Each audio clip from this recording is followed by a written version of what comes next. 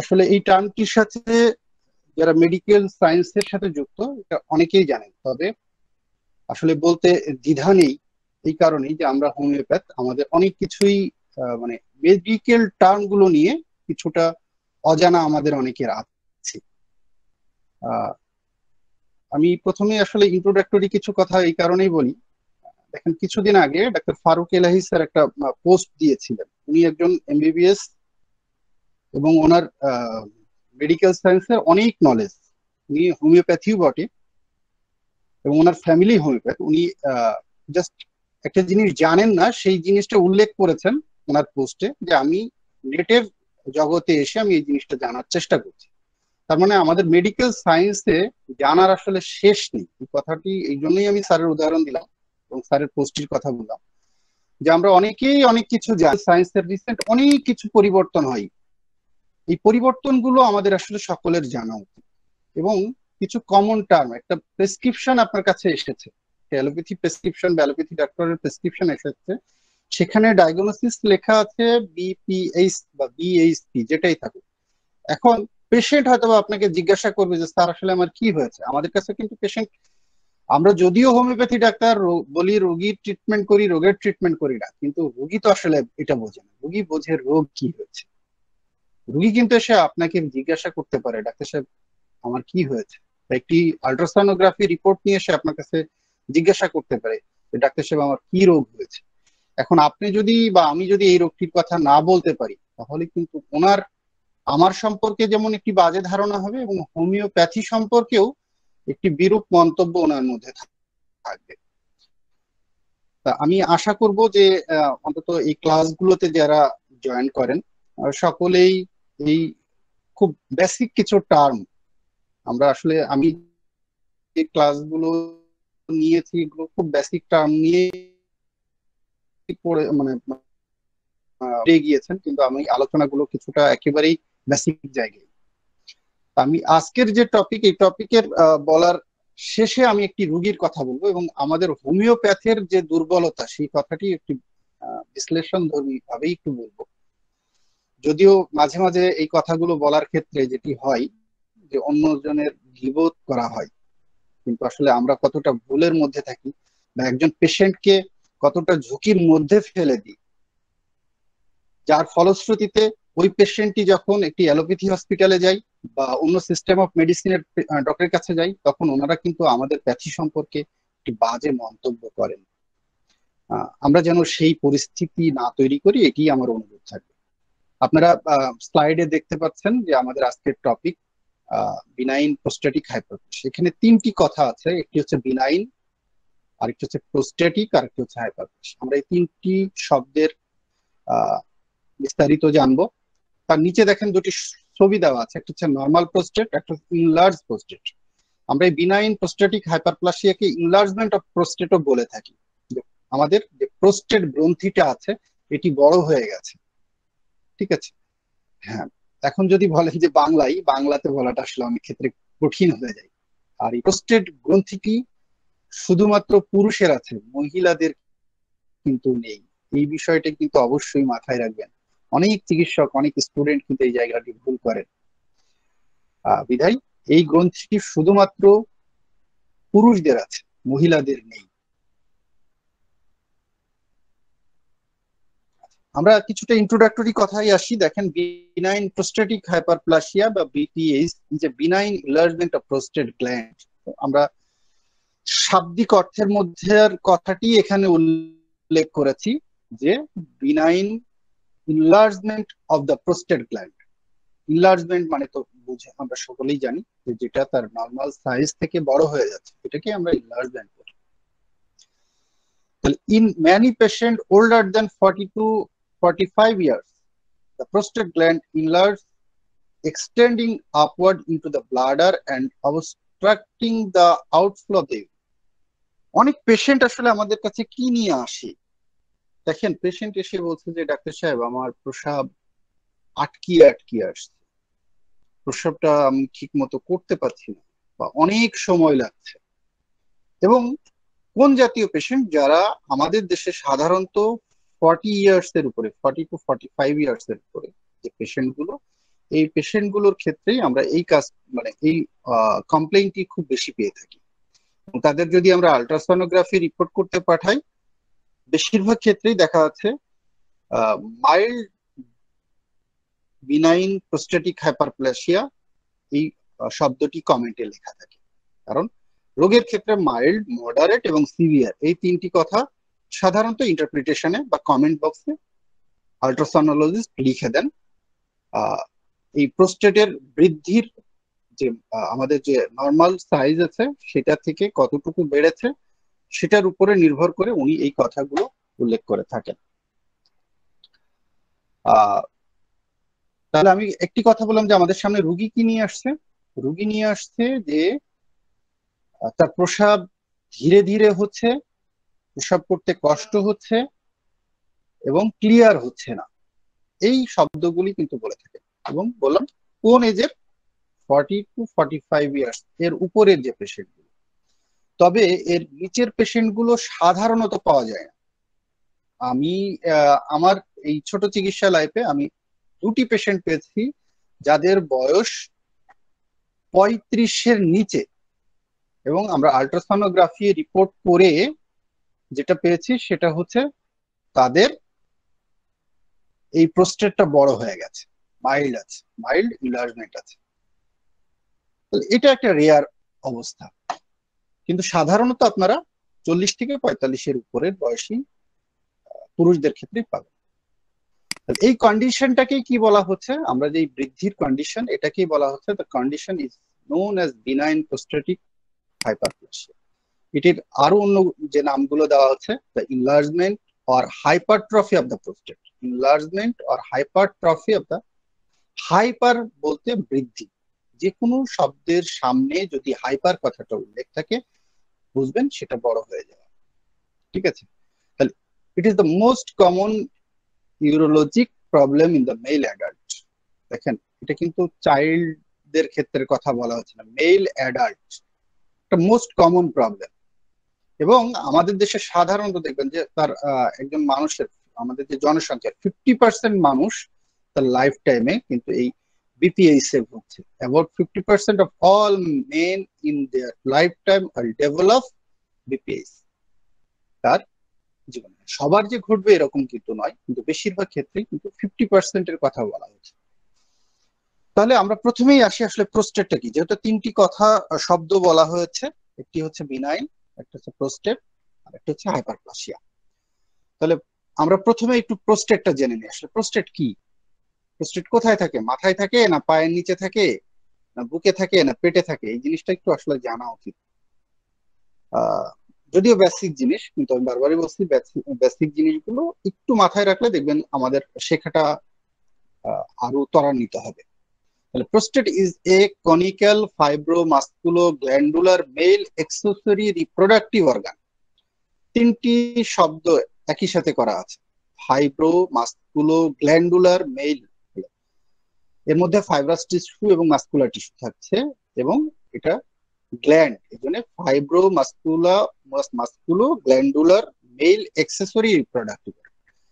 তাহলে এটা হচ্ছে আমাদের পুরুষদের যে রিপ্রোডাক্টিভ সিস্টেম আছে, আমরা গত ক্লাসে ইন্ট্রোডাকশনের মধ্যে বলেছি সিস্টেম গুলো, সেই সিস্টেমের মধ্যে একটি হচ্ছে রিপ্রোডাক্টিভ সিস্টেম, তার মধ্যে একটি হচ্ছে ফিমেল রিপ্রোডাক্টিভ সিস্টেম, একটা মেল রিপ্রোডাক্টিভ সিস্টেম। তাহলে মেল রিপ্রোডাক্টিভ সিস্টেমের একটি এক্সেসরি অর্গান, এটি কিন্তু মূল অর্গান, এক্সেসরি অর্গান।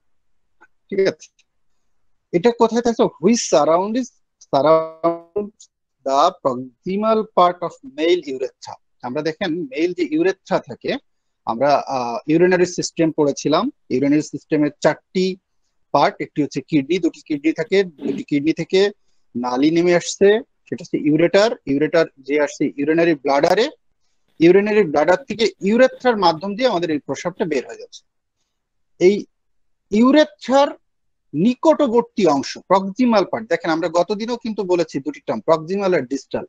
তাহলে এই যে কমন টার্ম গুলো যদি আমরা মাথায় রাখি, মনে রাখি, তাহলে আমাদের কিন্তু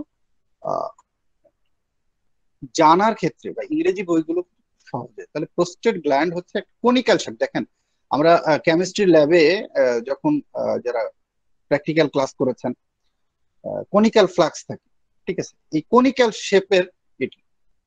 তাহলে এটা ফাইব্রোমাস্কুলার গ্ল্যান্ড এবং এটা কি এক্সেসরি মেল রিপ্রোডাক্টিভ অর্গান। কোথায় থাকে আপনারা ছবিতে দেখতে পাচ্ছেন, এটা হচ্ছে ইউরিনারি ব্লাডার। আমার কার্সারটা যদি দেখেন, এর জাস্ট নিচেই এই যে মাঝখান দিয়ে বের হয়ে যাচ্ছে ইউরেথ্রা, এই পাশেই হচ্ছে প্রোস্টেট গ্ল্যান্ড।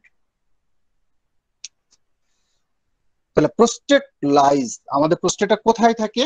যদিও ছবিগুলো যেহেতু মেল রিপ্রোডাক্টিভ অর্গান, এখানে অনেকে আছেন এগুলোকে আমার এই ছবিগুলোকে অন্য পন্থায় নিবেন না, কারণ মেডিকেল সায়েন্স করতে গেলে অবশ্যই কিছু জিনিস আপনার সামনে চলে আসবে। যেমন এখানে মেল জেনিটালিয়া আছে, যেটাকে আমরা পেনিস বলি। অনেকেই হয়তো বা মাইন্ড করতে পারেন, অনুগ্রহপূর্বক আমি সকলের কাছে ক্ষমা চেয়ে নিচ্ছি। The prostate lies in the pelvic cavity. কোথায় থাকে? পেলভিক ক্যাভিটির মধ্যে। আমাদের দেখেন অ্যাবডোমিনাল ক্যাভিটি আছে, এটা একেবারে লোয়ার পোর্শন, নিচের পোর্শন, পেলভিক ক্যাভিটি। তাহলে immediately inferior two the urinary bladder. আপনি একটু ছবিটার দিকে খেয়াল করেন, ইমিডিয়েট মানে কি একেবারেই নিকটবর্তী। কি হচ্ছে? ইনফিরিয়র। আমরা এর আগে বলেছিলাম সুপিরিয়র, ইনফিরিয়র। ইনফিরিয়র মানে নিচে। এই দেখেন এটা হচ্ছে ইউরিনারি ব্লাডার, আমার কার্সেটটা যদি খেয়াল করেন এটা হচ্ছে ইউরিনারি ব্লাডার, তার জাস্ট নিচে, ইমিডিয়েটলি ইনফিরিয়র, জাস্ট নিচেই টু দ্য ইউরিনারি ব্লাডার। ইউরিনারি ব্লাডারের নিচে এটা অবস্থান করছে। আরেকটি জিনিস যদি একটু খেয়াল করেন, দেখেন এটা হচ্ছে রেকটাম, আমাদের যে এলিমেন্টারি ট্র্যাক্ট, এই ট্র্যাক্টের একেবারে সর্বশেষ অংশ, এই অ্যানাল ক্যানেলের এই রেকটাম। এই রেকটামের জাস্ট দেখেন সামনে পিছনের দিকে রেকটাম থাকে, তাহলে posterior to the pubic symphysis, সামনে থাকে পিউবিক সিম্ফাইসিস। আমাদের হিপ বোন আছে, হিপ বোন দুটি সামনে যে জায়গাটিতে মিলিত হচ্ছে এটাকে পিউবিক সিম্ফাইসিসের পরে পিউবিক পিছনে, অ্যান্টিরিয়র মানে সামনে, পোস্টিরিয়র মানে পিছনে, and anterior to the rectum এবং রেকটামের সামনে, অ্যান্টিরিয়র টু দ্য রেকটাম, রেকটামের সামনে। তাহলে প্রোস্টেট গ্ল্যান্ডটা কোথায় থাকছে? এটা পেলভিক ক্যাভিটিতে অবস্থান করছে, এটা জাস্ট আমাদের ইউরিনারি ব্লাডারের নিচে অবস্থান করছে, পিউবিক সিম্ফাইসিসের পিছনের দিকে এবং রেকটামের সামনের দিকে। আমাদের প্রোস্টেটের যে এক্সটার্নাল ফিচার কি হবে, শেপ আমরা কিছু বলে দিলাম। দেখেন লাইক অ্যাজ ইনভার্টেড রাউন্ডেড কোন। আমরা অনেকেই কোন আইসক্রিম খেয়ে থাকি, আমরা কোন আইসক্রিম যেভাবে ধরে থাকি, জাস্ট সেই ধরাটা যদি মনে করেন, এটাই হচ্ছে ধরে আমরা যে কোন আইসক্রিমটা খাই, এর চিকন অংশটুকু নিচে থাকে এবং প্রশস্ত অংশটুকু উপরে থাকে। আপনারা ছবির দিকে দেখেন, এখানে এই যে প্রশস্ত অংশটুকু কিন্তু উপরে, নিচের দিকে কিন্তু চিকন হয়ে গেছে। কনিক্যাল ফ্লাক্স যেরকম থাকে, এটা উল্টা করে ইনভার্টেড, উল্টা করা যদি হয় তাহলে দেখেন লাইক অ্যাজ ইনভার্টেড রাউন্ডেড কোন। আচ্ছা, সাইজ যদি আমরা বলি 4 centimetre into 3 centimetre into 2 centimetre. হ্যাঁ, এই সাইজের ক্ষেত্রে অনেক জায়গায় ভেরিয়েশন আছে, অনেক জায়গায় দেখবেন 5 সেন্টিমিটারও লেখা আছে। এর বেস যেটা ট্রান্সভার্সলি মাপলে এটা 4 সেন্টিমিটার হবে, ভার্টিক্যালি মাপলে 3 সেন্টিমিটার এবং অ্যান্টিরিয়র পোস্টিরিয়র সামনে থেকে পিছনের দিকে মাপলে 2 সেন্টিমিটার। এই প্রোস্টেটে কি থাকবে? একটি বেস থাকে। বেসটা কি করে? Directed upward and continuous with the neck of the bladder. ঠিক আছে, আমাদের যে দেখেন এটা হচ্ছে ব্লাডার, এই ব্লাডারের নেক, আমরা কার্সার যদি একটু খেয়াল করেন, এই নেক অফ দ্য ব্লাডারে এখানে থাকছে কি আমাদের বেজ। তাহলে একটা বেজ থাকবে, একটা অ্যাপেক্স থাকবে। অ্যাপেক্স কোথায় থাকবে? Directed downwards and rest on the pelvic floor, pelvic ফ্লোরের উপরে অবস্থান করবে। এগুলো হচ্ছে অ্যানাটমিক্যাল বিষয়, তো তারপরেও যতটুকু সম্ভব বলার। 4টা সারফেস থাকে, একটা হচ্ছে অ্যান্টিরিয়র সামনের সারফেস, পোস্টেরিয়র পিছনের সারফেস, এবং 2টি সারফেস থাকে ইনফ্রিওল্যাটারাল, ইনফিরিয়র মানে উপরের, ল্যাটারাল মানে পাশে, তাহলে দুটোকে একসাথে করেছে ইনফ্রোল্যাটারাল। ঠিক আছে, 5টা লোব থাকে। 5টি লোবের মধ্যে একটি হচ্ছে অ্যান্টিরিয়র লোব সামনের দিকে, পোস্টেরিয়র পিছনের দিকে, মিডিয়ান অর মিডিল। দেখেন এই মিডিয়ান কথাটি কিন্তু গতদিন আমরা একটু বলেছিলাম। আর একটা হচ্ছে রাইট আর লেফট ল্যাটারাল, লেফট ল্যাটারাল। এগুলো হচ্ছে 5টি লোব। এখন আমাদের যে কথাটি বলেছিলাম প্রথমে আমাদের টপিকে বিনাইন প্রোস্টেটিক হাইপারপ্লাসিয়া, তাহলে প্রোস্টেট সম্পর্কে আমাদের একটু অ্যানাটমি সম্পর্কে জানা হলো। আসলে প্রথম যে কথাটি উল্লেখ থাকছে সেটা হচ্ছে বিনাইন। বিনাইন কি? আসলে অনেক ক্ষেত্রেই প্রশ্ন আসতে পারে বিনাইনটা কি। দেখেন, আমরা দুটি কথা খুব কমনলি বলি, বিনাইন এবং ম্যালিগনেন্ট। বিনাইন কথাটি আমাদের যদি নাও জানা থাকে, কিন্তু ম্যালিগনেন্ট কথাটির সাথে হয়তো বা অনেকেই পরিচিত, কারণ এই ম্যালিগনেন্ট কথাটি ক্যান্সারের সাথে যুক্ত থাকে। আবার বিনাইন যে কথাটি, এই বিনাইন কথাটিও কিন্তু আমরা টিউমারের সাথে যুক্ত থাকি। বিনাইন টিউমার বা ম্যালিগনেন্ট টিউমার, এই ম্যালিগনেন্ট টিউমারটাই সাধারণত ক্যান্সার বা ম্যালিগনেন্ট টিউমার, ক্যান্সারই হচ্ছে ম্যালিগনেন্ট টিউমার থেকে হয়। তাহলে বিনাইনটা কি? বিনাইন রেফার্স টু কন্ডিশন, এটা একটা অবস্থা, tumour or growth that is not cancerous, এটা কিন্তু ক্যান্সারাস না। This means that is do not spread to the part of the body. এটা কি? আমার এই বিনাইন অর্থ কি হচ্ছে? এটা কিন্তু আমাদের বডির অন্যান্য পার্টে স্প্রেড করছে না, ছড়াই যাচ্ছে না। It does not invade nearby tissue, এটা কিন্তু আমার পার্শ্ববর্তী যে টিস্যু বা অর্গানকেও সে কিন্তু আক্রমণ করছে না বা সেখানে অবস্থান যাচ্ছে না, সেখানে সে আক্রান্ত করছে না। Sometimes a condition is called benign to suggest it is not dangerous or serious. তাহলে বিনাইন বলতে আমরা যে কন্ডিশনটাকে বোঝাবো সেটা আমরা বুঝবো যে এটা ডেঞ্জারাস না বা এটা আমাদের লাইফ থ্রেটিং না, আমাদের জীবনকে সংশয় করবে এরকম না। তাহলে ইন জেনারেল আমরা কি বলতে পারি? দেখেন, এই বিনাইন টিউমার, যেহেতু আমাদের এখানে হাইপারপ্লাসিয়া কথাটা উল্লেখ আছে, বিনাইন টিউমারের যে বিষয়গুলো থাকে বা বিনাইন গ্রোথ যেগুলো, এগুলো খুব স্লোলি হয় এবং এটা আমাদের জন্য হার্মফুল না, আমাদের শরীরের জন্য ক্ষতিকর না। ঠিক আছে, যেটা যার জন্য আমাদের হয়তোবা জীবন সংশয় হতে পারে এরকম কোনো কিছু নেই। In general benign tumour growth slowly and is not harmful. এখন আমরা আসবো ম্যালিগনেন্ট কথাতে।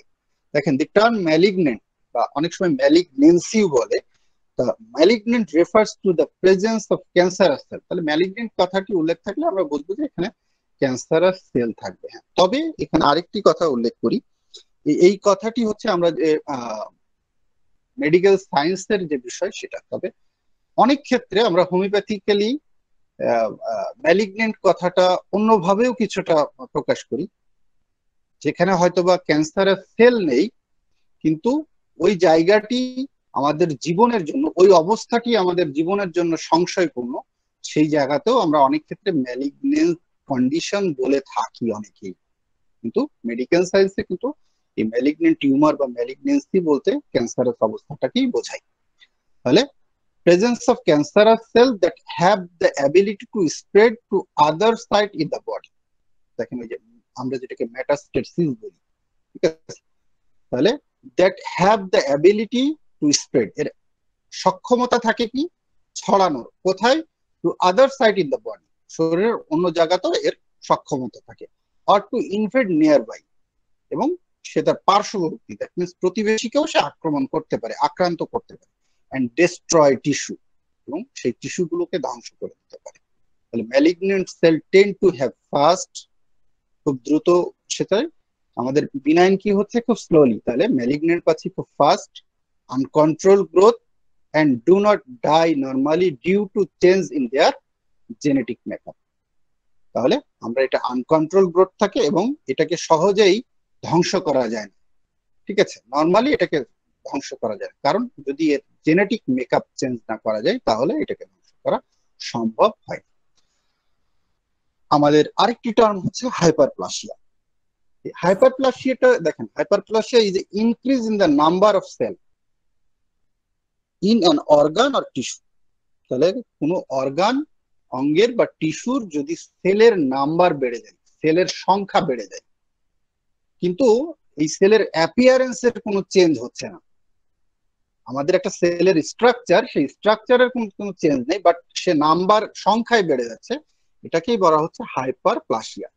দেখেন, this cells appear normal under A microscope. এই সেলগুলো কিন্তু আপনার মাইক্রোস্কোপে যদি যখন পরীক্ষা করা হয় তখন দেখা যায় এই সেলগুলো তার শেপ ঠিক আছে, কিন্তু সংখ্যায় বেড়ে যাচ্ছে। It may tend to gross enlargement of an organ. এটা কি করে আসলে হাইপারপ্লাসিয়া? একটা অর্গানের অর্গানকে বড় করে দেয়, ঠিক আছে। যেমন বাংলাতে হয়তো অনেকে দেখবেন যে বৃদ্ধি কথাটি উল্লেখ থাকে, ঠিক আছে। And the term is sometimes confuse with benign neoplasia or benign tumour. এটা আসলে অনেক সময় দুটি টার্মের সাথে আমাদের কনফিউশন করে, একটা হচ্ছে বিনাইন নিউপ্লাসিয়া আর বিনাইন টিউমার। আসলে এই এই জায়গাগুলোর সাথে কিছুটা পার্থক্য তৈরি করে। হাইপারপ্লাসিয়াতে খেয়াল রাখবেন যে সেলের সংখ্যা বেড়ে যায়, এগুলোকে বলে সেলুলার অ্যাডাপ্টেশন। সেখানে দেখবেন অ্যাট্রফি, হাইপারট্রফি এই কথাগুলো উল্লেখ থাকে, প্যাথোলজির অংশ, এগুলো জেনারেল প্যাথোলজির অংশ। এখন আমরা আসলে যে বিপিএসটা যে টার্ম, সেই বিপিএস এর সংজ্ঞা আমরা প্রথমেই কিছুটা বলেছিলাম ইন জেনারেল। এখন আমরা একটু বইয়ের ভাষায় যে জায়গাটি বলতে চাচ্ছি, it is defined as non-cancerous increase in size of prostate gland which involves hyperplasia of prostatic stromal and epithelial cell resulting in formation of large fairly discrete nodules in transitional zone of prostate। অনেকগুলো কথা, তাহলে আমরা কিন্তু এই কথাগুলো মনে না রেখে যদি শুধু ভাবেন যে প্রোস্টেট গ্ল্যান্ডের বৃদ্ধি হলেই তাকে আমরা বিনাইন হাইপারপ্লাসিয়া প্রোস্টেট বা বিনাইন প্রোস্টেটিক হাইপারপ্লাসিয়া বলি, এটুকু মাথায় রাখলেও কিন্তু আমাদের মতো সাধারণ যে চিকিৎসক পেশেন্টকে আমরা হয়তো বোঝাতে পারবো।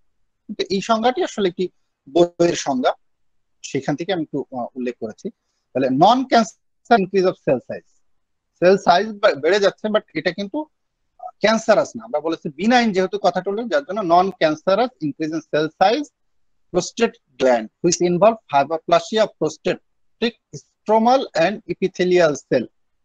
প্রোস্টেট সেলের কথা উল্লেখ করা আছে, resulting in formation of large, ফলশ্রুতিতে কি হচ্ছে, ফলাফলে কি হচ্ছে, এটা বড় হয়ে যাচ্ছে, ঠিক আছে।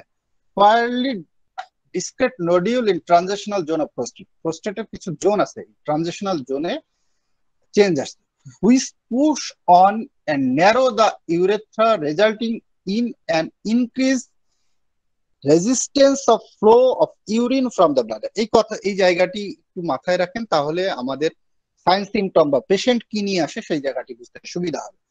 which push on the narrow, এটার কারণে কি হচ্ছে, ন্যারো হয়ে যাচ্ছে, দা ইউরেথ্রাটা ন্যারো হয়ে যাচ্ছে, রেজাল্টিং ফলশ্রুতিতে কি হচ্ছে, ফলাফলে in an increase resistance of flow, আমাদের যে ইউরিনের ফ্লো এটাকে বাধাগ্রস্ত করছে, ঠিক আছে। Of urine from the bladder, bladder থেকে যে ইউরিনটা আসে কোথা দিয়ে যায়, ইউরেথ্রা দিয়ে যাচ্ছে, সেই ইউরেথ্রা যখন প্রেসার ক্রিয়েট হচ্ছে পাশে, সেই ক্ষেত্রে আমাদের ওই ওই সব আশাতে কিছুটা বাধাগ্রস্ততা তৈরি করছে। রিস্ক ফ্যাক্টর, আমাদের আসলে কোন কোন জায়গাগুলোর কারণে, কি কি ফ্যাক্টর গুলোর কারণে আমাদের এই প্রোস্টেটটি বড় হয়ে যেতে পারে। সব থেকে বড় একটি ফ্যাক্টর হচ্ছে এজ, যেটা এটাকে আমরা আসলে এজিং ডিসঅর্ডারও বলে থাকি। বয়সকে তো আসলে কেউ ধরে রাখতে পারে না, সাধারণত বয়সের গতিতেই বা সময়ের গতিতেই চলতে থাকে। সেই ক্ষেত্রে হ্যাঁ, আপনি যদি কিছু নিয়ম মেনে চলেন তাহলে হয়তো আপনার রোগগুলো থেকে মুক্তি পাবেন বা কম থাকা যায়, অ্যাফেকশন থেকে মুক্তি পাওয়া যায়। যেমন এখন করোনা পিরিয়ডে আমাদের স্বাস্থ্যবিধি মেনে চলার কথা আমরা বারবার বলছি, কিন্তু এই স্বাস্থ্যবিধি আসলে করোনা পিরিয়ড বলে না, কোভিড পিরিয়ড বলে না, সকল সময়তেই আমাদের মেনে চলা উচিত। এজিং দেখেন, prostate gland enlargement rarely cause sign and symptom in men younger than age of 40। তাহলে আমরা কিন্তু রেয়ার সিমটম পাচ্ছি কি, মানে ইয়ঙ্গারদের জন্য খুব rare, then age of 40 years, 40 বছরের উপরে আমরা কিন্তু পেয়ে থাকি, কিন্তু এই 40 বছরের নিচে যারা ইয়ঙ্গার তাদের জন্য কিন্তু রেয়ার। দেখেন, prostate gland enlargement rarely causes sign and symptom, কিন্তু আমরা যদি 40-এর উপরে কেমন পেতে পারি, দেখেন about 1/3 of men experience moderate to severe symptom by age 60। যাদের বয়স 40 থেকে 60-এর মধ্যে, 60 ইয়ার্স এর মধ্যে, এই পপুলেশন গুলোর মধ্যে 1/3 কিন্তু আমাদের এই মডারেট টু সিভিয়ার বিএসপির এক্সপেরিয়েন্স বা ভুগতে পারি আমরা। এবং এটা 50% হয়ে যেতে পারে, সেটা কখন, যাদের এজ 80 ইয়ার্স। আমি কিন্তু মাইল্ড এর কথা বলছি না, মডারেট টু সিভিয়ার এর কথা বলছি। Moderate to severe symptom develop করে 60 ইয়ার্স মেন মানে পুরুষ মানুষের ক্ষেত্রে সেটা 1/3, 3/1 আর এটা অর্ধেক হয়ে যায় সেটা হচ্ছে 80 বছর পর্যন্ত। ফ্যামিলি হিস্ট্রিতে কি থাকতে পারে দেখেন, হ্যাভিং এ ব্লাড রিলেটেড, বিশেষ করে বাবা বা ভাইয়ের, দাদার, এদের যদি হয়ে থাকে, তাদের যদি প্রোস্টেট এনলার্জমেন্টের সমস্যা থাকে, সেই ক্ষেত্রে আহ সেই মানুষের প্রোস্টেট এনলার্জমেন্ট হওয়ার সম্ভাবনা একটু থেকে থাকে। Having a blood relative such as a father or brother with prostate problems means more likely to have problems. এখানে আরেকটি কথা আমরা একটু বলে থাকি, এই প্রোস্টেটিক সমস্যার মধ্যে 3টি সমস্যা আমাদের দেশে খুব কমন একটা জিনিস হচ্ছে, একটা হচ্ছে প্রোস্টাটাইটিস, আর একটা হচ্ছে বিনাইন হাইপারপ্লাসিয়া প্রোস্টেট, আরেকটি হচ্ছে প্রোস্টেটিক ক্যান্সার বা সিএ প্রোস্টেট। আমরা আসলে সিএ প্রোস্টেটটা আজকে বা ক্যান্সার অফ প্রোস্টেটটা আজকে বলছি না, তবে কিছু অংশ বলবো এই কারণেই এটার সাথে রিলেটেড। কারণ যাদের প্রোস্টেটটা বেড়ে যায় তাদের একটি মাথায় চিন্তা থাকে বা ফিজিশিয়ানদের চিন্তা থাকে এটা প্রোস্টেটিক হাইপারপ্লাসিয়াটা আসলে ক্যান্সার আছে কিনা, এই জায়গাতে কিছু পরীক্ষা নিরীক্ষার বিষয় থাকে। হ্যাঁ, এবং এইটার ক্ষেত্রে আমি আমার জীবনের ছোট্ট একটি অভিজ্ঞতার কথা বলবো, যে ক্ষেত্রে হোমিওপ্যাথি ডাক্তার হিসেবে আসলে আমাকে লজ্জিত করেছে, লজ্জা পাওয়া উচিত, এই শিক্ষাটি সবাই নেওয়া উচিত। আমি সেই জায়গাটির কথাই বলবো শেষের দিকে। রিস্ক ফ্যাক্টরের মধ্যে আরেকটি হচ্ছে ডায়াবেটিক এন্ড হার্ট ডিজিজ। এই দেখেন, ডায়াবেটিস সকল রোগের ক্ষেত্রে এই জায়গাটি নিয়ে আসে। একটি গবেষণায় দেখা যাচ্ছে যে এই ডায়াবেটিক বা হার্ট ডিজিজের রোগীদের দেখেন, আমাদের দেশে বিটা ব্লকার, ওদের যে ওষুধটা বিশেষ করে হার্ট ডিজিজের রোগীদের প্রেশারের ওষুধ বিটা ব্লকার ইউজ করা হয়, ঠিক আছে, টেনোলক নামে পাবেন, ঠিক আছে। এই বিটা ব্লকার যারা ইউজ করে এদের কিন্তু এই বিপিএইচ হওয়ার, দ্যাট মিন্স প্রোস্টেট বেড়ে যাওয়ার সম্ভাবনা খুব বেশি থাকে। Studies show that diabetics as well as heart disease and use of beta blockers might increase the risk of BPH. আর লাইফস্টাইলের কথা, যারা খুব মোটা মানুষ, অবিসিটি, তাদের ক্ষেত্রে আসলে সকল রোগের রিস্ক ফ্যাক্টরটাই বেড়ে যায়। ঠিক এই জায়গা মানে বিপিএইচ এর ক্ষেত্রেও ব্যতিক্রম নয়। Obesity increase the risk of BPH while exercise can lower your risk. তার মানে যদি আমরা প্রতিদিন এক্সারসাইজ করি তাহলে এই রিস্কটা কিন্তু কমে যায়। সেই ক্ষেত্রে শুধুমাত্র ডায়াবেটিক হলেই আপনি 40 মিনিট হাঁটবেন এটা কিন্তু নয়।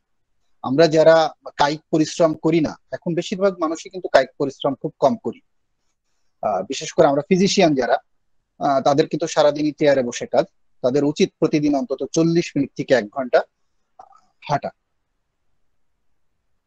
এখন আমাদের সামনে আসলে ক্লিনিক্যাল ম্যানিফেস্টেশন কি আসবে। আমি প্রথম দিকেই কিছু কথা বলেছিলাম যে কি নিয়ে আসে রুগী আসলে, ওই যে বললাম 3টি জিনিস। প্রথম, যে হয়তো রুগী এসে বলবে যে ডাক্তার সাহেব আমার প্রস্রাব ক্লিয়ার হয় না,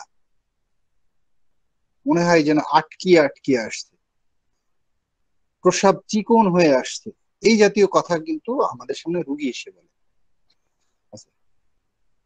হ্যাসিটেন্স ইন স্টার্টিং ইউরিনেশন, আপনার যখন প্রস্রাব শুরু হয়, starting urination,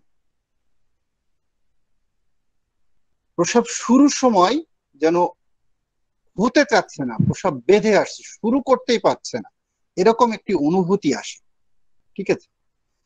increased frequency of urination, ঘন ঘন প্রস্রাবের বেগ আসবে, প্রস্রাব চাপে প্রস্রাব করে যায়, একটু করে আসলো আবার উঠে যায়, কিছুক্ষণ পরে আবার প্রস্রাব। আচ্ছা, নকচিয়ার, যেটা আমরা রাত্রে প্রস্রাব হয়, দেখেন এই জাতীয় পেশেন্ট গুলো বলে ডাক্তার সাহেব আমি রাত্রে 5-7 বার উঠতে হয় আমাকে, যেন প্রস্রাব ক্লিয়ার হয় না, ঠিক আছে। আর্জেন্সি, প্রস্রাবের বেগ থাকে সবসময়, যেন বেগ লেগে থাকে। অ্যাবডোমিনাল স্ট্রেনিং, আমাদের যেহেতু এটা পেলভিক অর্গান, তার মানে লোয়ার অ্যাবডোমিনে একটা স্ট্রেনিং, যেটা আমরা বাংলায় টান ভাব বলি, বা মনে হয় যেন টেনে ধরে আছে, টান টান ভাব হয়ে আছে, এইরকম অবস্থাগুলো কিন্তু পেশেন্ট আমাদের সামনে এসে বলে। ডিক্রিজ ইন ভলিউম, আমরা যে উপরের কথাগুলো, উপরের 5টি কথা বললাম, এই কমপ্লেইন গুলোই কিন্তু আমাদের সামনে পেশেন্ট বলে। আরেকটি হচ্ছে ড্রিবলিং, ফোটায় ফোটায় প্রস্রাব হওয়া, ঠিক আছে, যেগুলো আমরা ব্লাডার রেপার্টরির ব্লাডার চ্যাপ্টারে কিন্তু এই সিমটম গুলো কিন্তু পেয়ে থাকি, এবং সেখান থেকে কিন্তু আমরা সামারাইজ করে মেডিসিন সিলেকশন করতে পারি রোগীর ব্যক্তি স্বাতন্ত্রিক লক্ষণের সাথে মিল রেখে। অবশ্যই, কারণ শুধুমাত্র রেপার্টরির আপনি ড্রিবলিং নিয়েই আপনি ওষুধ সিলেকশন করবেন, এটি কিন্তু হোমিওপ্যাথি নয়। হোমিওপ্যাথি সেটি যেটি আপনার রোগের লক্ষণের সাথে রোগীর লক্ষণ, রোগীর যে পার্সোনালিটি, রোগীর মেন্টালিটি এবং তার যে ফিজিক্যাল মেকআপ, মেন্টাল মেকআপ, এগুলো নিয়েই আপনাকে ওষুধ সিলেকশন করতে হবে। আচ্ছা, decrease in volume and force of urinary stream, তাহলে ডিক্রিজ মানে কমে যাওয়া, কি কমবে? ভলিউম কমবে এবং ফোর্স কমে যাবে। রুগী এসে বলে ডাক্তার সাহেব যেন প্রসাব হয়ই না, বাচ্চা মানুষের মতো প্রসাব হয়, এরকমও কিন্তু অনেক পেশেন্ট এসে বলে যে ছোট বাচ্চা যেভাবে প্রসাব করে ওইরকম যেন চিকন ধারায় প্রসাব হচ্ছে, প্রসাব হচ্ছেই না। যদি একটা 50 বছরের মানুষ আপনার কাছে, মেল পেশেন্ট যদি আপনাকে এই কথাটি বলে, অবশ্যই ফিজিশিয়ান হিসেবে আপনার উচিত যে তাকে অন্তত একটি আল্ট্রাসোনোগ্রাফি করা। আপনি সিমটম বেজে ট্রিটমেন্ট দেন, সমস্যা নেই, বাট তাকে আল্ট্রাসোনোগ্রাফি, কেন আপনি আল্ট্রাসোনোগ্রাফি করবেন এবং এটার ইন্টারপ্রিটেশন আপনার জানা প্রয়োজন, কেন আপনি রেফার করবেন, আমি বললাম ওই আমার অভিজ্ঞতাটার জায়গায় আমি বলে দিব। আচ্ছা, interruption of urinary stream, interruption, বাধাগ্রস্ত হয়, প্রসাব যখন হয়, হতে যে থেমে গেছে, আর হচ্ছে না, আবার একটু উঠে দাঁড়িয়েছে, দাঁড়িয়ে আবার প্রসাব করছে, বসলে আবার হচ্ছে, বা উঠে দাঁড়িয়েছে প্রসাব হচ্ছে। দেখবেন পিছনের দিকে বেঁকে দাঁড়ালে প্রসাব হয়, রেপার্টরিতে আছে, আমাদের ম্যাট্রিমেডিকায় আছে, মেডিসিনের মধ্যে। ঠিক আছে, এগুলোই হচ্ছে হোমিওপ্যাথির বিশেষত্ব। আমরা যে সিমটম গুলো বলছি এগুলো হচ্ছে এই রোগের একটি জেনারেল সিমটম, ঠিক আছে, কিন্তু আমরা ট্রিটমেন্ট করি কিন্তু পিকুলিয়ার আনকমন স্ট্রাইক উপরে বেস করে। জেনারেল সিমটমের গুরুত্ব যতটুকু, তার থেকে 1000 গুণ গুরুত্ব কিন্তু ওই জায়গায়। দেখেন, একটি রুগী সোজা হয়ে দাঁড়ালে তার প্রসাব হওয়ার কথা, বা বসলে প্রসাব হওয়ার কথা, কিন্তু তার হচ্ছে না, সে যদি একটু পিছনের দিকে বেঁকে দাঁড়ায় তাহলে তার প্রসাব হচ্ছে। এটা কিন্তু অন্য কোনো সিস্টেম অফ মেডিসিনে নেই, এটা একমাত্র হোমিওপ্যাথিতেই এর ব্যাখ্যা আছে, বা হোমিওপ্যাথিতেই এর ঔষধ আছে। আপনি অন্য যে কোনো সিস্টেম অফ মেডিসিনে যান, এর কোনো ব্যাখ্যা কিন্তু ওনারা দিতে পারবে না, কিন্তু আমাদের ঔষধ আছে এবং সেই ওষুধ দিলে রোগী ভালো হচ্ছে।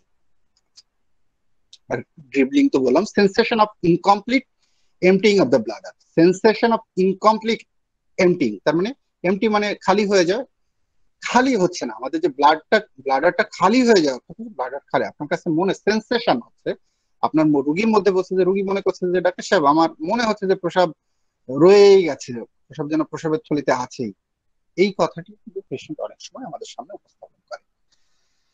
আচ্ছা, অ্যাকুইট ইউরিনারি রিটেনশন, ঠিক আছে, এই সিমটমটি আসলে যাদের সিভিয়ার বিপিএইচ হয় তাদের ক্ষেত্রে আসে, মোর দ্যান 60 ml। এটি ইভালুয়েট করার জন্য আসলে আল্ট্রাসোনোগ্রাফি প্রয়োজন হয়। রিটেনশন অফ ইউরিন বলি আমরা, প্রসাব বাধাগ্রস্ত হয়ে যাওয়া, প্রসাব আর হয় না, বন্ধ হয়ে যায়, ঠিক আছে, অ্যাকুইট হয়ে যায়, যেন বলা হয় acute urinary retention.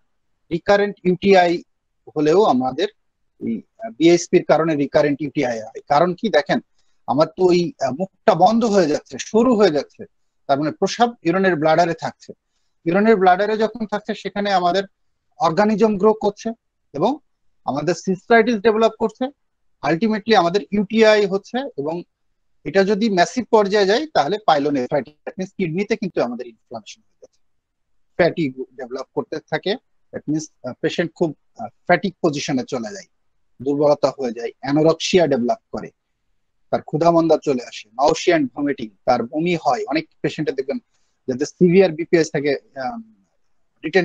Retention of urine হয়ে যায়, মানে প্রসাব বন্ধ হয়ে যায়, ওই পেশেন্ট গুলো দেখবেন নসিয়া ভমিটিং শুরু হয়ে যায়। পেলভিক ডিসকমফোর্ট এন্ড পেন, আমাদের পেলভিক রিজিয়নে একটা অস্বস্তি বোধ এবং ব্যথা থাকতে পারে, এবং যদি এই অ্যাকুইট রিটেনশনের জায়গায় ক্রনিক রিটেনশন হয় সেক্ষেত্রে কিডনি ফেলিউর বা রেনাল ফেলিউর হতে পারে। দেখেন, renal failure resulting with chronic urinary retention and large residual volume, মানে আমাদের প্রস্রাবের থলিতে অনেক পরিমাণ যদি প্রস্রাব জমে থাকে। লাস্টিং অনেক ক্ষেত্রে যেটা হয় ব্লাড ইন ইউরিন, যেটাকে আমরা হেমাচুরিয়া বলি মেডিকেল টার্মে, হেমাচুরিয়া ডেভেলপ করতে পারে। আসলে অনেকক্ষণ কথা বললাম, বিরক্ত বোধ করছেন কিনা বা বুঝতে পারছেন না, এরকম কোনো কিছু আছে? না স্যার। যদি অনেক খুব খারাপ সুন্দর, সহজ, খুব সহজ সুন্দর সরল। আলোচনা হচ্ছে। হ্যাঁ। খারাপ খুব লাগলে বলবেন, বন্ধ করে দিব। না না, খুব সুন্দর আলোচনা হচ্ছে এবং একদম ক্লিয়ার কাট, মানে স্টেপ বাই স্টেপ, মানে আর কি ওয়ার্ড বাই ওয়ার্ড বলা হচ্ছে। কারণ ব্যাপার হচ্ছে যে এখানে তো আমাদের বোঝার বিষয়, তো আমাদের পরীক্ষা দেবো না, পরীক্ষা দেওয়ার জন্য না। কারণ ব্যাপার হচ্ছে যে অধিকাংশই ডাক্তার এই যে বোঝার জায়গাটা, যে তুমি খুব সুন্দর করে একদম একটা স্টেপ বাই স্টেপ বোঝাচ্ছ, এইটা একটা। আর একটা অসুবিধা তোমার হচ্ছে, সেটা আমি বুঝতে পারছি, সেটা ইংরেজি টার্ম গুলো নিয়ে অনেকেরই অসুবিধা আছে। কিন্তু সত্যি কথা কি, ইংরেজি টার্ম অনেক সহজ, বাংলা টার্ম করতে গেলে দাঁত ভেঙে যাওয়ার অবস্থা হয়ে যাবে বহু জায়গায়। আমি ওই জন্য তো মানে বাংলা টার্মকে ভয় পাই আমি। তার ফলে ব্যাপার হচ্ছে ইংরেজিটা, যারা এখানে উপস্থিত আছে, যারা ইংরেজিতে দুর্বল, আমি তাদের অনুরোধ করব, এই যে টার্ম গুলো যেগুলো জাহাঙ্গীর ভাই বলছে যেটা, এগুলো একটু লিখে নিন, বাংলায় লিখে নিন, লিখে নিয়ে টার্ম গুলো ডিকশনারি দেখে আস্তে আস্তে নিজেকে তৈরি করুন। কিন্তু একদিনের ব্যাপার না, সারা জীবন তো ডাক্তারি করে খেতে হবে। হ্যাঁ, ফলে দেখবেন ডাক্তারি প্রেসক্রিপশন নিয়ে আমাদের সামনে আসবে। আসলে আমরা তার যে প্রোস্টেট বেড়ে গেছে, এই রোগটাকে ডায়াগনোসিস করব কিভাবে, অ্যাসেসমেন্ট করব কিভাবে। দেখেন, প্রথম কথাটি আছে হিস্ট্রি কালেকশন। আমরা যে কথাটি, একটা কথা বারবার বলি যে অ্যালোপ্যাথি ডাক্তাররা হিস্ট্রি নেয় না, শর্ট হিস্ট্রি নেয়, হোমিওপ্যাথি ডাক্তার আমরা লং হিস্ট্রি নিই। দেখেন, এগুলো নিয়ে কিন্তু মতভেদ আছে। কারণ বিশেষ করে যে মেডিকেল কলেজে যে পেশেন্ট গুলো ইনডোরে থাকে, অ্যালোপ্যাথি মেডিকেল কলেজগুলোতেও কিন্তু লং হিস্ট্রি নেওয়া হয়। এটাই আমরা আসলে কোনো বিষয়ে না জেনে কখনো এই কথাটি বলবো না। হিস্ট্রি কালেকশনটা ওনাদেরও আছে, আমাদেরও আছে। অবশ্যই পেশেন্টের কাছ থেকে হিস্ট্রি যদি আপনি না নেন, তাহলে পেশেন্টের কাছ থেকে তো, যেমন ওই যে ফ্যামিলি হিস্ট্রির কথা বললাম রিস্ক ফ্যাক্টরের মধ্যে, আসলে তার বাবার আছে না দাদার আছে, যদি আপনি একটু জানার চেষ্টা করেন, তাহলে আপনি বুঝতে পারবেন হ্যাঁ, তাহলে তার থেকেও এই জায়গায় এসছে। আমরা এরপর আসছি ফিজিক্যাল এক্সামিনেশন। এই জায়গাটি আমাদের হোমিওপ্যাথি চিকিৎসক হিসেবে আমার সহ, আমার কাছে মনে হয় আমাদের অনেক দুর্বলতা এই ফিজিক্যাল এক্সামিনেশন। আমরা আসলে অনেকে জানলে করতে চায় না, আবার অনেকে করিও না ইচ্ছা করে। এই আপনি প্রস্টেটটা বড় হয়ে গেছে, এটার এই ডিআরই বলি আমরা, ডিজিটাল রেকটাল এক্সামিনেশন বা রেকটাল এক্সামিনেশন বলে। এই ডিজিটাল রেকটাল এক্সামিনেশন করলে আপনি একটা অ্যাসিস্ট করতে পারবেন। আসলে দেখেন, অনেক পেশেন্ট কিন্তু চাই না। আমি অনেক পেশেন্টকে ফিজিক্যাল এক্সাম করার জন্য বলেছি, কিন্তু অনেকেই রাজি হয় না, মনে করে যে হোমিওপ্যাথি ডাক্তার উনি কি জানে। এরকমও কিন্তু কিছু এক্সপেরিয়েন্সের মুখোমুখি আমি হয়েছি, এটা আমার ব্যক্তিগত লাইফের। এবং আমার কাছে মনে হয় এখানে যারা আছেন, যে শ্রদ্ধেয় স্যাররা আছেন, সকলেই এরকম কিছু না কিছু এক্সপেরিয়েন্সের মুখোমুখি হন। তাহলে ফিজিক্যাল এক্সাম আমরা যেটা করবো ডিআরই, আমি জাস্ট একটা ছবি দেখেন, এটা হচ্ছে ডিআরইর ছবি, ডিজিটাল রেকটাল এক্সামিনেশন। এটা পাশ ফিরিয়েও করা যায়, আবার আপনি যদি পেশেন্টকে সামনে ঝুঁকে দাঁড়াতে বলেন, মানে যেটাকে আমরা বলি সিজদার পজিশনে, সিজদাতে যেও যদি আপনি দাঁড়ান, সেক্ষেত্রে আপনার পেশেন্টকে এই ডিজিটাল, আপনি হাতে গ্লাভস পরে নেবেন, একটা আঙ্গুল দিয়ে, যেহেতু বললাম যে কি প্রোস্টেটটা কোথায় থাকবে, অ্যান্টিরিয়র অফ দা রেকটাম, তাহলে রেকটামের সামনে থাকবে। তাহলে রেকটামের ওই জায়গা দিয়ে, রেকটাল ক্যানেল দেখুন, অ্যানাস দিয়ে যদি আপনি আঙ্গুলটা দিয়ে দেন এবং চাপ দেন, প্রেসার দেন সামনে একটু, সেই ক্ষেত্রে আপনি কিন্তু বুঝতে পারবেন যে আপনার প্রোস্টেটটা রাফ কিনা। ঠিক আছে, কারণ এটা তো ইন্টারনাল অর্গান, এই অর্গানগুলো সফটনেস সফট থাকে। যদি বড় হয়ে যায়, এটা কিন্তু একদিনের বিষয় না। আপনি যদি একদিনে করতে যান বা একদিনেই আপনি বুঝে ফেলবেন, তা কিন্তু নয়। দেখেন, মেডিকেল কলেজগুলোতে থার্ড ইয়ার থেকেই হসপিটালে ক্লিনিক্যাল ক্লাসের জন্য ক্লাস থাকে। আহ, এখানে কি করা হয়, এই এক্সামিনেশন গুলোই তাদেরকে শেখানো হয়, হাতে কলমে শেখানো হয়। পেশেন্ট পেশেন্ট সামনে থাকে, থার্ড ইয়ার থেকে এই ফিজিক্যাল এক্সামিন গুলো দেখানোর জন্য, শেখানোর জন্য বারবার এই স্টুডেন্টদেরকে প্রফেসর স্যাররা কিন্তু দেখিয়ে থাকে। সেই সুযোগটা কিন্তু হোমিওপ্যাথি হিসেবে আমাদের অনেকটাই কম, কারণ আমাদের শিক্ষা ব্যবস্থার কিছু ত্রুটি আছে, হসপিটালিটি পেশেন্টের কিছু ত্রুটি আছে। তাহলে আমরা জেনে নিলাম কি, যে দেখেন, যে এই আঙ্গুলটা দিয়ে যদি আপনি একটু চাপ দেন, হ্যাঁ, তবে অনুরোধ থাকবে কখনো দুই আঙ্গুল দিবেন না। এটা সিঙ্গেল ফিঙ্গার, একটা আঙ্গুল, এবং ইন্ডেক্স ফিঙ্গার দিলেই সব থেকে বেটার। ইন্ডেক্স ফিঙ্গার দিয়ে আপনি, হাতে তর্জনী আঙ্গুল বলে, এটা দিয়ে আপনি হালকা করে চাপ দেবেন। অবশ্যই গ্লোভস পরে নেবেন, খালি হাতে কখনোই, তাতে কি হবে, পেশেন্টের ইনফেকশন হওয়ার চান্স থাকবে, এবং সেখানে কিছু ক্ষতের তৈরি হয়, কারণ অনেক সময় হাতে নখ থাকে। এই জায়গাটা অবশ্যই খেয়াল রাখবেন। অ্যাজ এ ফিজিশিয়ান হিসেবে আপনাকে এই পার্সোনাল হাইজিনটাও মেনে চলতে হবে যে আপনার হাতে যেন নখ না থাকে, কারণ আপনার পেশেন্ট এক্সামিন করা লাগতে পারে। তাহলে এটাকে আমরা বলছি, দেখেন, physical examination including digital rectal examination, DRE বলে, the doctor insert a finger into the rectum to check your prostate for enlargement. আমরা এর আগেই বলে দিলাম। আরেকটি পরীক্ষা হচ্ছে, আমরা আসলে কি কি পরীক্ষা এই বললাম ডিআরই করবো, সেটা তো আপনি নিজেই করলেন। পেশেন্টের ইউরিন আরএমই করতে পারেন, ইউরিন মাইক্রোস্কোপিক রুটিন এক্সামিনেশন, যেটা কি পাবেন এখানে, ওই যে বললাম হিমাচুরিয়া বা ইউটিআই থাকলে আমাদের প্রস্রাবের যে লেভেল গুলো বেড়ে যায়, হিমাচুরিয়াতে আরবিসি বেড়ে যাবে, ঠিক আছে, পাস সেল বেড়ে যাবে, ইউটিআই বা ইপিথেলিয়াল সেল বেড়ে যাবে, এগুলো আমাদেরকে এর আগে আমরা দেখিয়েছি। আর এই বিপিএস বা বিএসপির জন্য স্পেসিফিক পরীক্ষা অবশ্যই করবেন, কারণ কি, for further evaluation of prostatic cancer. সেটা কি, প্রোস্টেট স্পেসিফিক অ্যান্টিজেন, পিএসএ, সংক্ষেপে এটুকু লিখলেই হবে। পিএসএ এটা ব্লাড থেকে করা হয়। এটি কি করে দেখেন, test helps check for prostate cancer which can cause the same symptom of BPS. Prostate ক্যান্সারের রোগীও কিন্তু আপনাকে ওই একই সিমটম দিচ্ছে, আপনি কিন্তু বুঝতে পারছেন না। তার মানে আপনি অবশ্যই, যদি মনে হয় যে পেশেন্টটি সিভিয়ার বা মডারেট, আপনি আল্ট্রাসাউন্ডতে পাচ্ছেন, সেই ক্ষেত্রে তাকে অবশ্যই পিএসএ টেস্টটি অবশ্যই অবশ্যই অবশ্যই করাবেন। আর আমাদের কমন যে টেস্ট, এটি আমি একটু নিচে দিয়েছি, ইউএসজি উইথ পিভিআর।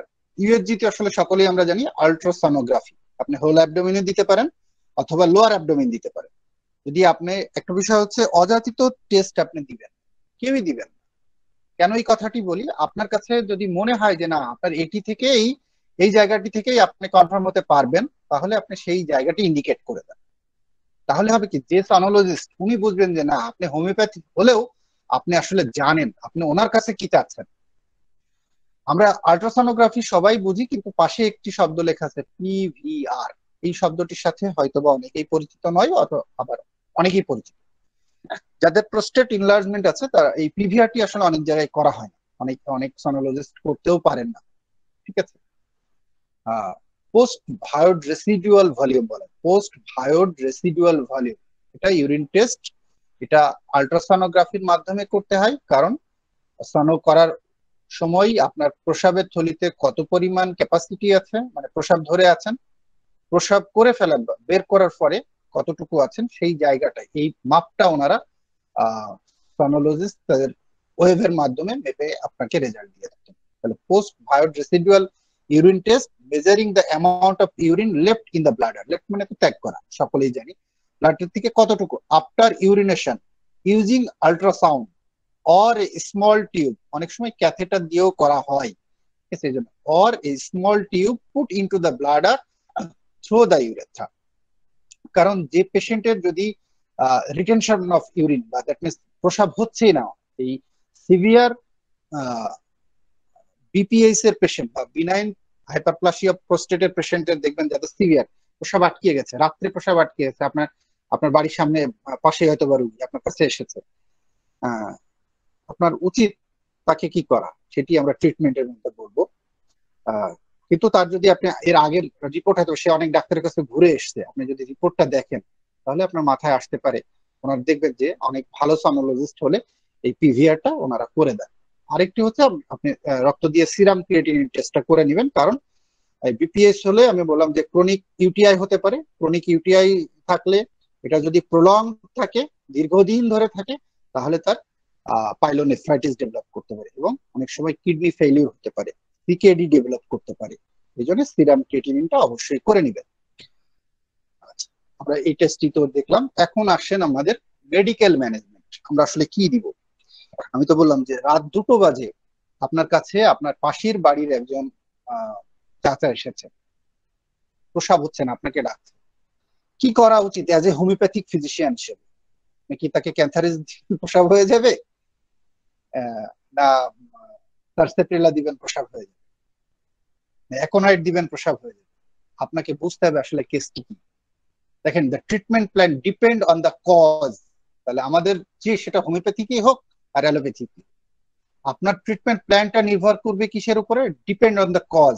আমাদের কিন্তু ট্রিটমেন্ট প্ল্যানের হোমিওপ্যাথির ক্ষেত্রেও আমরা কিন্তু কারণকে গুরুত্ব দিই, ঠিক আছে।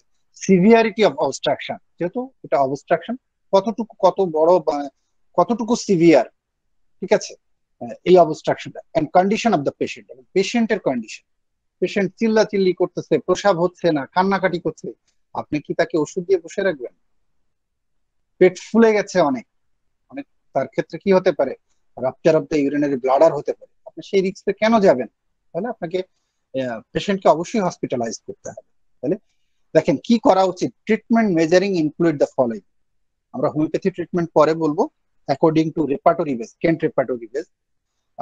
আমরা আসলে যে কথাটি আমি বললাম, যে অবশ্যই যদি আপনাকে এই অবস্থায় থাকে, পেশেন্টের কে আমরা বলি catheterisation, immediate catheterisation if patient can not void. যদি পেশেন্ট প্রসাব করতে একেবারেই পারছে না, তাহলে অবশ্যই তাকে ক্যাথেটারাইজেশন করতে হবে। ক্যাথেটারাইজেশন কিভাবে করে?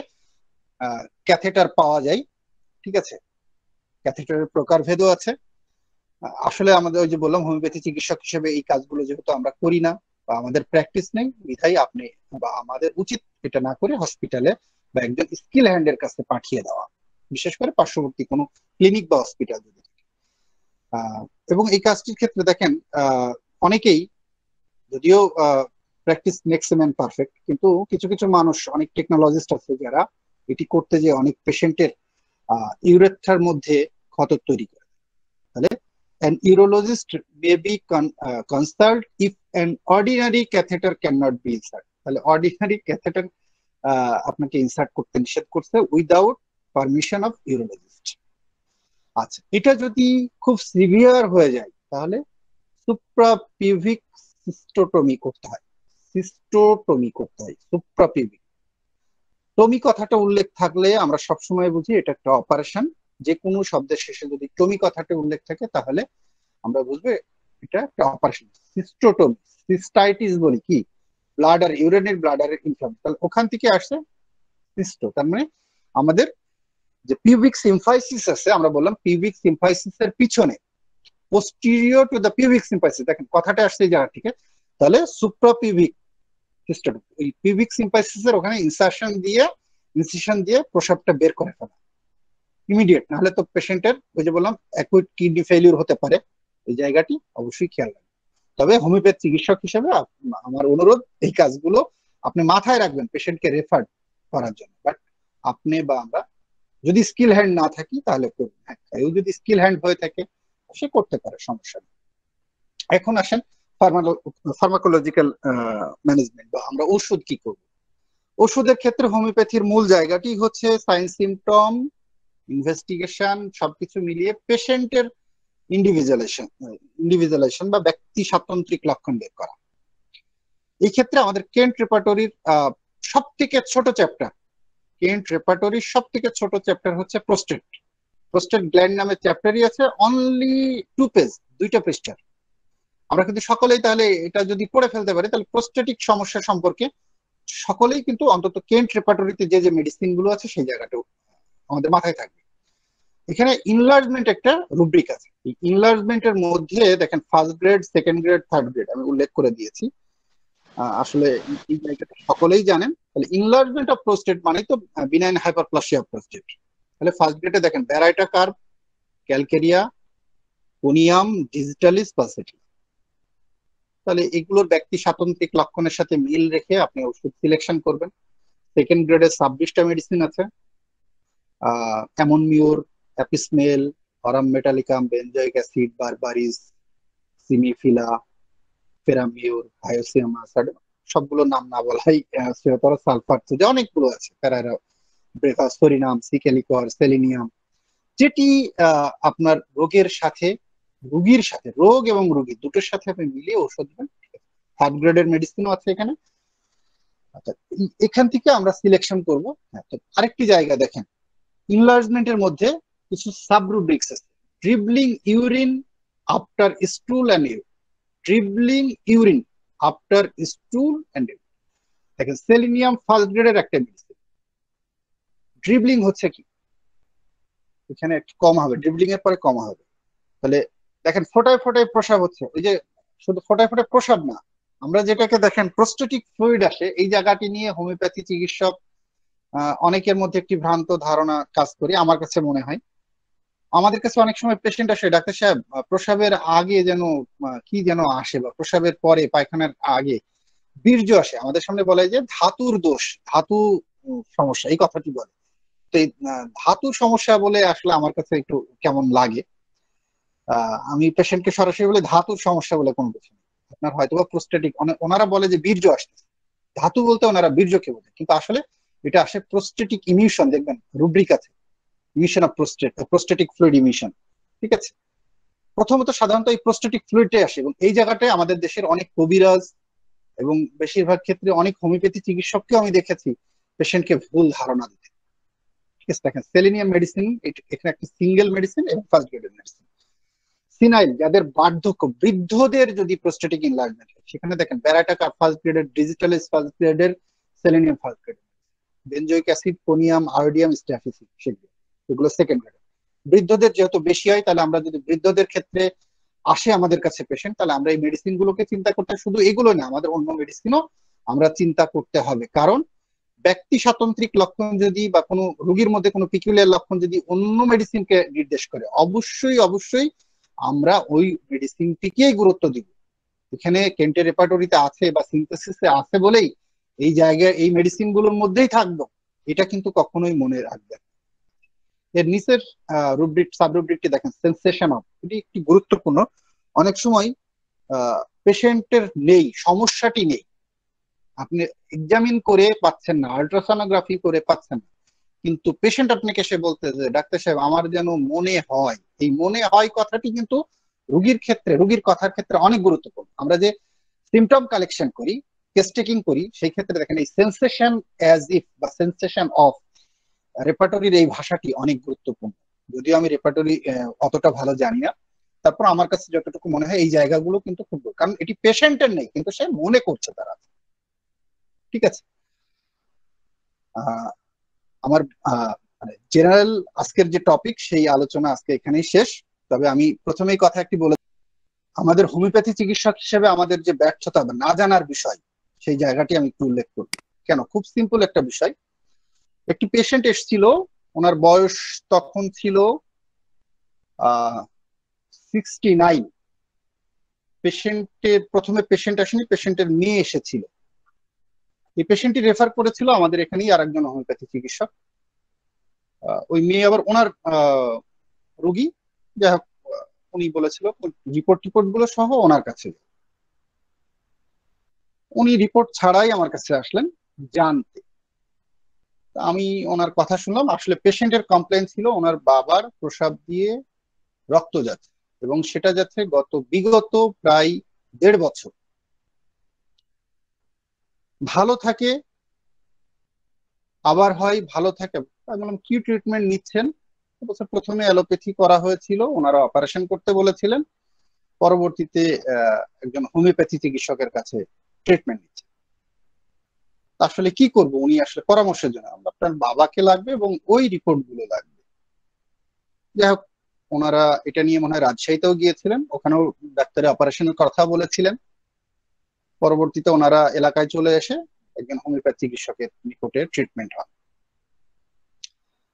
ওনাকে, এবং ওনার রিপোর্ট গুলো যখন নিয়ে আসে, আমি ওনাকে শোয়ানোর পরে ওনার পেটে হাত, জাস্ট পেটে হাত দিয়ে আমার একেবারেই পার অ্যাবডোমিনাল এক্সামিনেশন, আমি পার রেক্টাল এক্সামিনেশন তখনও করি নাই, পার অ্যাবডোমিনাল এক্সামিনেশন করেই আমার কাছে খারাপ লেগেছে।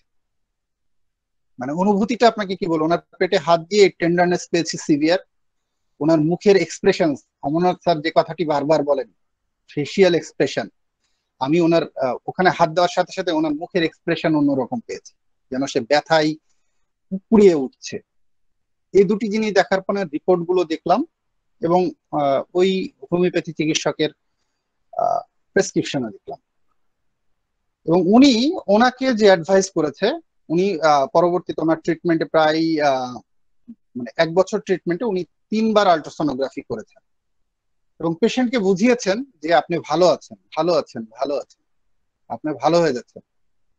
পেশেন্ট অ্যানিমিক হয়ে গেছে অলরেডি, তা আমি বললাম যে ঠিক আছে, আপনার আল্ট্রাসাউন্ড তো অনেক আগে করা, মানে প্রায় 2 মাস আগে করা, ওইটা দেখে উনি বলেছিলেন যে পেশেন্ট ভালো আছে, আপনার বাবা ভালো হয়ে যাচ্ছে, এই কথাটি বলেছিলেন। কি উল্লেখ করেছিলেন? প্রোস্টেটের সাইজ না, প্রোস্টেটের ক্যাপাসিটি। দেখেন, প্রোস্টেটের যে ক্যাপাসিটিটা ছিল এর আগের রিপোর্টে, আল্ট্রাসোনোগ্রাফির প্রিভিয়াস রিপোর্টে ওনার ছিল 58 সিসি। ঠিক আছে, পরের রিপোর্টে উনি পেয়েছেন 54 সিসি। ওনাকে বোঝাচ্ছেন যে দেখেন এই যে কমছে আপনার, কিন্তু উনি কিন্তু সাইজ বোঝেনি। দেখেন, রিপোর্ট আমরা বুঝি না, জানি না, এই জায়গাটা আমাদের ব্যর্থতা। এই পেশেন্টটা, আমি বললাম যে আমি পার রেক্টাল এক্সামিনেশন তার করি নাই, কিন্তু পার অ্যাবডোমিনাল এক্সামিনেশন করেই আমার মনের মধ্যে খারাপ লেগেছে যে এটা মেবি সিএ প্রোস্টেট। আমি বললাম যে আঙ্কেল আপনার কি এখনো? তো বলছে হ্যাঁ বাবা, মাঝে মাঝেই তো প্রসাবে রক্ত আসে, ব্যথা তো প্রচন্ড। উনি বলছেন ভালো হয়ে যাচ্ছে, মাঝে মাঝে ভালোই লাগে। মানে ওই ডাক্তারের প্রেসক্রিপশন সম্পর্কে আমি বলবো না। উনি উনি ইন্ডিয়ান একজন ডাক্তারের প্রোটোকলে প্রেসক্রিপশন করেন। যাই হোক, সেটা ওনার ব্যক্তিগত বিষয়। তো আমি বললাম যে আপনাকে লাস্টিং ডাক্তার কি বলছে? বলছে না, আমি বলে ভালো হয়ে যাব, ভালো হয়ে যাচ্ছে। আমি বললাম যে, ঠিক আছে, আপনার মানে গার্জিয়ান কি? আপনার ছেলে মেয়েদের মধ্যে মেয়ে এসছে? বললাম, মেয়ে তো আপনার গার্জিয়ান। ছেলে বলতে হ্যাঁ, ছেলে আছে, ওনাদেরকে আসতে পারে। বলছে, কি হয়েছে? আমাকে বারবার জিজ্ঞেস করছে কি হয়েছে। আমি বললাম, আঙ্কেল আপনার এটা প্রোস্টেটটা বড় হয়ে গেছে, এটা আপনিও জানেন যেহেতু উনি একজন শিক্ষিত মানুষ। বাট আপনাকে ওই ডাক্তার সাহেব যেটা বুঝিয়েছেন এটা ভুল বুঝিয়েছেন, এতটুকুই আমি বলবো। আর অনুগ্রহ করে আপনি আর দেরি না করাটাই ভালো। কারণ আপনাকে দেরি করতে গেলে হয়তো বা অন্য কোনো সমস্যা হতে পারে। এই পেরিফেরিতে আমার মতো একজন জেনারেল ফিজিশিয়ানের এই কেসগুলো হ্যান্ডেল করাটা রিস্কেবল। সেটা হচ্ছে আপনাদের পারমিশনের উপরে ডিপেন্ড করবে, এবং সেই জন্য আপনার যারা গার্জিয়ান আছে, বিশেষ করে আপনার ছেলে, ওনাদের প্রয়োজন। দেখ, ওনারা চলে গেলেন। ওনার মেয়ে পরবর্তী দিন আসলেন, এসে বললেন যে আসলে ওনার ভাইরা খুব ব্যস্ত, ওনার মেয়ে মানে ওনাকেই বলতে হবে। দেখেন, আপনার বাবাকে আপনারা যত দ্রুত সম্ভব ঢাকাতে নিয়ে যান। ওনার বেবি ক্যান্সার আছে, কারণ ওনার সামনে বললে উনি ভেঙে পড়বেন, উনি একজন শিক্ষক মানুষ, উনি ভেঙে পড়বেন এই বয়সে। আপনার আগে নিয়ে যান। আর হোমিওপ্যাথি ট্রিটমেন্ট করবেন কি করবেন না সেটা আপনাদের ফ্যামিলি ডিসিশন। এখন আপনি আমার কাছে ট্রিটমেন্টের জন্য এসেছেন, আমি যদি আপনাকে ঔষধ দিই এটা আমার জন্য অন্যায় হবে। আপনার আগে ফ্যামিলিতে ডিসিশন নিলেন যে হোমিওপ্যাথি ট্রিটমেন্ট করবেন না অ্যালোপ্যাথি ট্রিটমেন্ট, সেটা আপনারা ডিসিশন নিয়ে তারপরে এসেন। আর ওনার ডায়াগনোসিসের জন্য আপনার আগে ঢাকা যান, বেশ কিছু পরীক্ষা প্রয়োজন, সেগুলো করে, বিশেষ করে ওনার সিটি স্ক্যান প্রয়োজন। কারণ কি, এটা মেটাস্টেসিস আছে কিনা এটা ইভালুয়েশনের জন্য। যাই হোক, ওনারা পরবর্তীতে ঢাকা যান। আমি বললাম যে আমাকে জানিয়েন। এবং ঢাকাতে যাওয়ার পরে ওনারা প্রোস্টেট ক্যান্সার এসছে। এবং দেখেন, যেখানে ওনারা ঢাকাতে নিয়ে গেছেন ওখানে তো বলেছেনই হোমিওপ্যাথি। ওনার মেয়ে এসে বললো যে ভাই, হোমিওপ্যাথি সম্পর্কে ডাক্তার সাহেব যা বললেন আমি তো অবাক। আবার আহ, আমি আপনার কথা বললাম যে এই ঘটনা ওনার কাছে নিয়ে গেছিলাম, উনিও হোমিওপ্যাথি চিকিৎসক, উনি আসলে পেশেন্ট ধরেন, উনি বলেছেন ঢাকাতে নিয়ে যেতে, যে কোনো একজন নিউরোলজিস্টকে দেখাতে, এবং পারলে অনকোলজিস্ট দেখিয়ে পরবর্তীতে। যাক, হয়তোবা কেউ সুনাম করে, কেউ দুর্নামও করে। আমি এই কথাটি এই কারণেই বললাম, দেখেন উনি ভলিউমটা, জাস্ট সাইজটা কিন্তু বড় হচ্ছে এবং সিভিয়ার। ওনার রাজশাহীতে পিএসএ টেস্ট করিয়েছে, এই অ্যান্টিজেনটাও বেশি। যখন পিএসএ অ্যান্টিজেন বেশি, তখন এজ এ ফিজিশিয়ান হিসেবে আমার তো মাথায় রাখতে হবে তার প্রোস্টেট ক্যান্সারের ইনসিডেন্স তার মধ্যে প্রবলতর। সেই ক্ষেত্রে আপনি কেন পেশেন্ট ধরে রেখেছেন 1 বছর? ওনার নামে তো আসলে আমার আমার আমার যেটা মনে হয়, আমাদের বাংলাদেশে যদি চিকিৎসা আইন খুব সক্রিয় থাকতো, তাহলে আমরা হোমিওপ্যাথি চিকিৎসকরা অনেকে মনে হয় জেলে যেতাম, অনেকেই জেলে যেতাম। আসলে আমার এই কথাগুলো যদি হোমিওপ্যাথি চিকিৎসকের বিরুদ্ধে কথা, কারণ এই কথাগুলো এই কারণেই বলি, এখানে যারা আছেন অন্তত আমার অনুরোধ, যে আপনার না পারলে আপনি ছেড়ে দেন, আরেকজন পাঠিয়ে দেন, যে বুঝে তার কাছে পাঠিয়ে দেন। তাহলে হবে কি, পেশেন্টটা হয়তো বা বেঁচে যাবে।